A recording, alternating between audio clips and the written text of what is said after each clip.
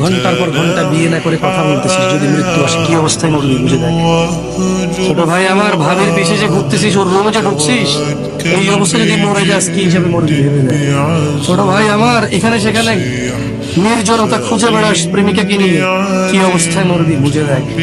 বোন আমার, হাজবেন্ড ডিউটিতে গিয়েছে অথবা বিদেশে আছে, তুমি অন্য পুরুষের সাথে সময় কাটাতে তোমার ভালো লাগে, বুঝে দেখো যদি মালাকুল মাউত মৃত্যুর ফেরেশতা আসে, তোমার ওই ফজর পড়া, ওই যোহর পড়া, ওই তোমার হজ করা, ওই তোমার সাদকা করা, ওই তোমার দাড়ি রাখা, ওই তোমার টাকনুর উপর প্যান্ট পরা, ওই তোমার কোরআন মুখস্থ করা, ও তোমার কোরআন তেলাওয়াত করা, ও তোমার ওয়াজের খরচ চালানো, সাদাকা করা, ইয়েতিম খাওয়ানো, ভালো কাজ করা, মা বাপের সেবা করা, বুঝে দেখো যদি তুমি জানা অবস্থায় মৃত্যুবরণ করো, মূলত তোমার ওই সময়টা ইমানই থাকে না। কি থাকে না?